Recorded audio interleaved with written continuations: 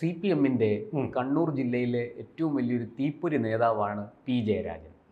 ഈ അടുത്ത കാലത്ത് അദ്ദേഹത്തിൻ്റെ ഒരു പുസ്തകം പൊളിറ്റിക്കൽ ഇസ്ലാം എന്ന പുസ്തകം വലിയ വിവാദമായി. അപ്പോൾ അതിനെ അധികരിച്ചുകൊണ്ട് തിരുവനന്തപുരത്ത് ഒരു സാഹിത്യ ചർച്ച നടന്നു കഴിഞ്ഞ ദിവസം.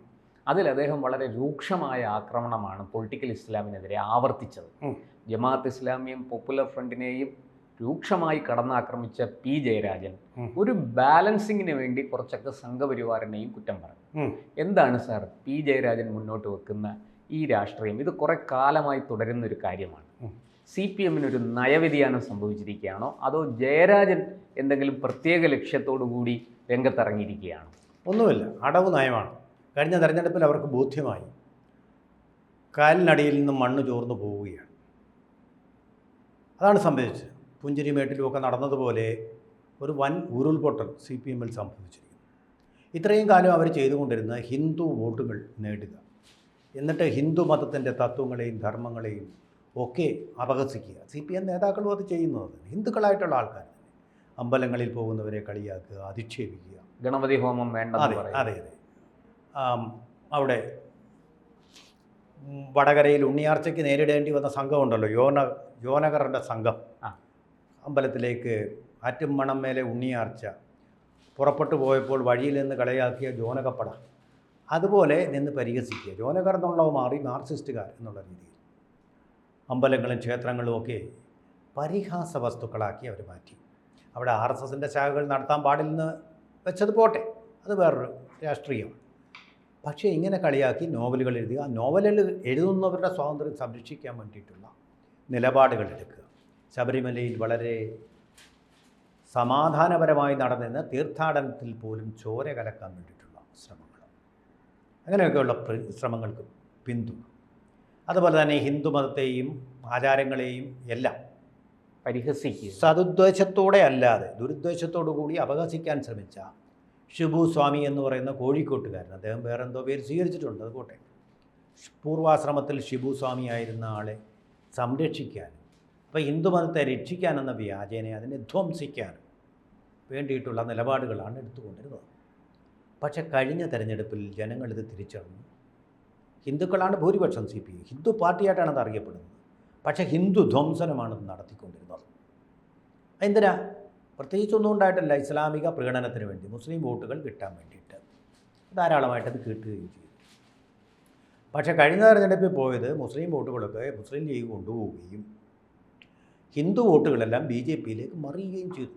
അവരുടെ പാർട്ടി കോൺഗ്രസ് അല്ല, ജില്ലാ സമ്മേളനങ്ങളിലും സംസ്ഥാന സെക്രട്ടേറിയറ്റ് യോഗങ്ങളിലും എല്ലാം ഈ കാര്യങ്ങളൊക്കെ ചർച്ച ചെയ്ത് പുറത്തു വന്നിട്ടുള്ള, അവർ തന്നെ സമ്മതിച്ചിട്ടുള്ളത്. വലിയ മുന്നേറ്റം ഇപ്പോൾ BJP നടത്തിക്കൊണ്ടിരിക്കുക. CPM-ൻ്റെ ചെലവിൽ തന്നെ കോൺഗ്രസ്സിന് നേട്ടവുമാണ് ഉണ്ടാകും.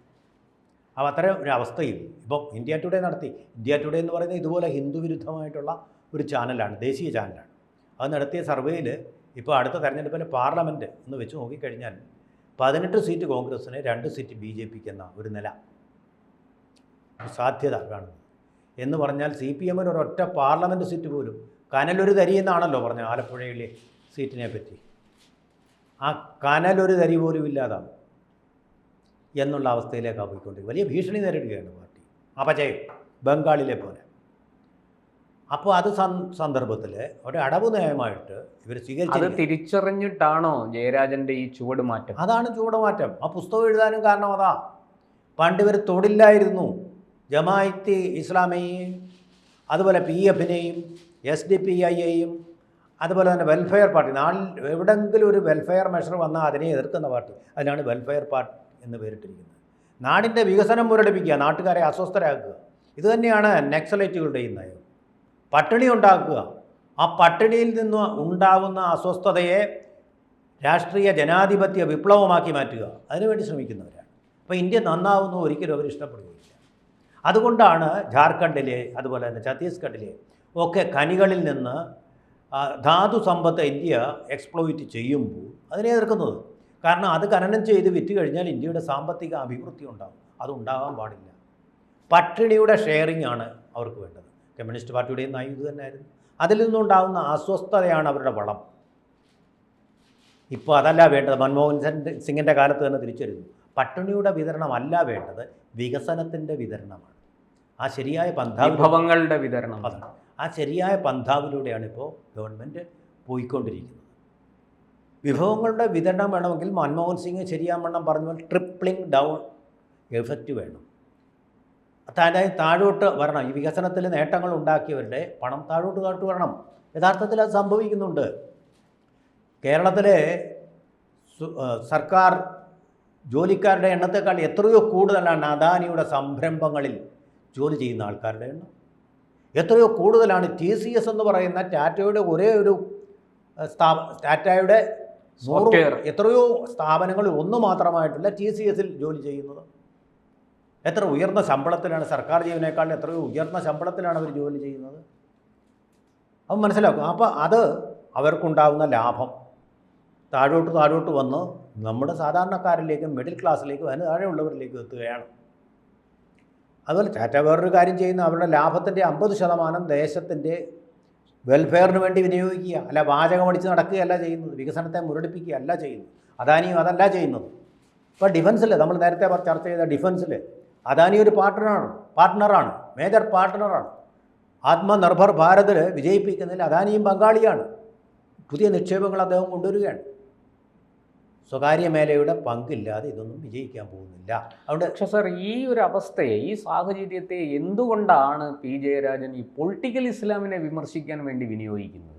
അതാണ് അവർ തെറ്റുകൾ തിരിച്ചറിയുന്നത് പിൽക്കാലത്താണ്. ഹിന്ദുക്കളെ ഇങ്ങനെ അധിക്ഷേപിക്കുകയും മുസ്ലിം പ്രീണനത്തിന് വേണ്ടി അവരെ ശരവ്യയമാക്കുകയും ചെയ്യുന്നത് തെറ്റാണെന്നൊരു തിരിച്ചറിവ് ഇപ്പോൾ വന്നിട്ടുണ്ട്, അല്ലെങ്കിൽ രാഷ്ട്രീയ ആവശ്യമായിട്ട് വന്നിട്ടുണ്ട്.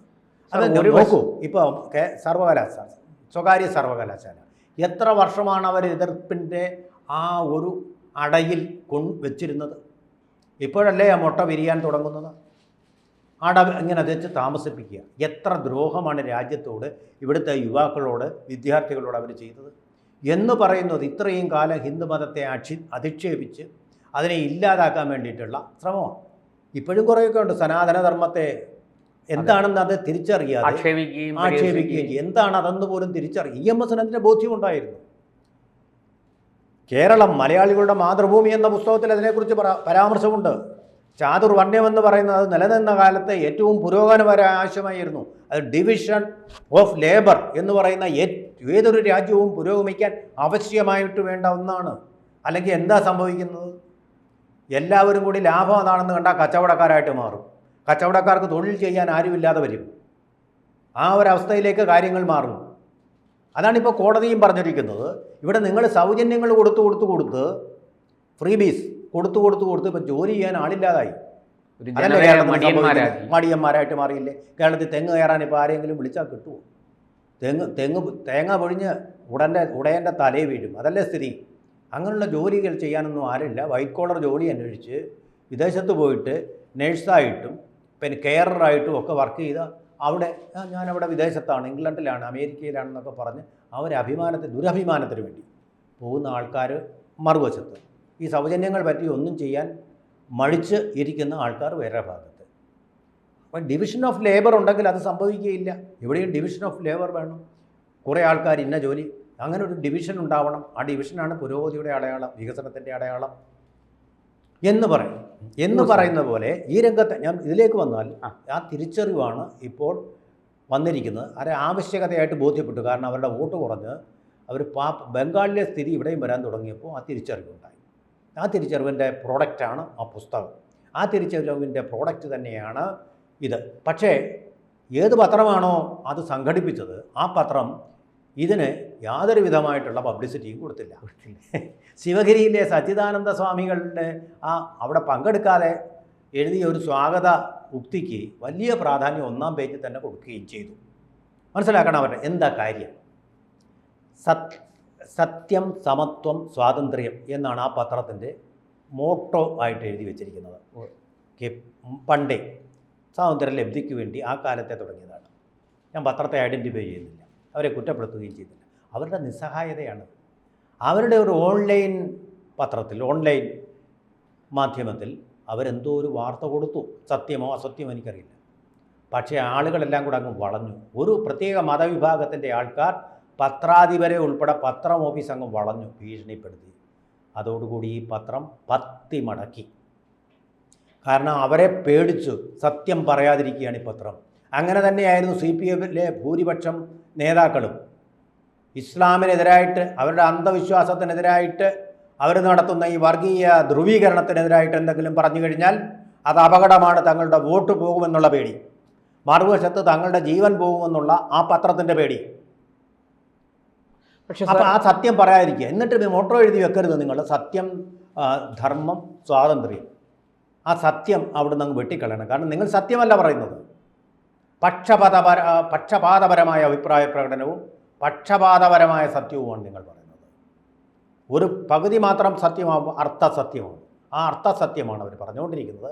ഈ പത്രത്തെപ്പറ്റി പറയുന്ന ഒരു കാര്യം കോഴിക്കോട്ട് പുറപ്പെടുന്ന മറ്റൊരു മാധ്യമമാണ് ഇതെന്നാണ് പറഞ്ഞു വെക്കുന്നത്. എന്നാലും നമ്മൾ ആ പത്രത്തിൻ്റെ പേര് പറയാം. സാറേ, ഇതിൻ്റെ കൂട്ടത്തിൽ എനിക്ക് ചോദിക്കാനുള്ള മറ്റൊരു കാര്യം, ഈ ഒരു വശത്ത് പി ജയരാജൻ ജമാഅത്ത് ഇസ്ലാമിയെയും പോപ്പുലർ ഫ്രണ്ടിനെയൊക്കെ രൂക്ഷമായി വിമർശിക്കുന്നു, മറുവശത്ത് സാക്ഷാൽ പിണറായി വിജയൻ തന്നെ മുസ്ലിം ലീഗിനെ വിമർശിച്ചുകൊണ്ട് രംഗത്ത് വരികയാണ്. അതെ, അപ്പം ഇത് എന്ത് രാഷ്ട്രീയമാണിത്? വിജയരാഘവൻ പറഞ്ഞല്ലോ, കോൺഗ്രസ് അവിടെ വയനാട്ടിൽ ജയിച്ചത് വർഗീയ ധ്രുവീകരണം കൊണ്ടാണ്, വർഗീയ തീവ്രവാദികളുടെ പിന്തുണ കൊണ്ടാണെന്ന് പറയാൻ ഇപ്പം എന്തേ ഇത്ര? ഞാൻ ചോദിക്കുന്നത്, സർവകലാശാല, സ്വകാര്യ സർവകലാശാല എന്നതുപോലെ തന്നെ ഇത്രയും കാലം ഈ സത്യം കാണാൻ നിങ്ങളെന്തേ മടിച്ചു?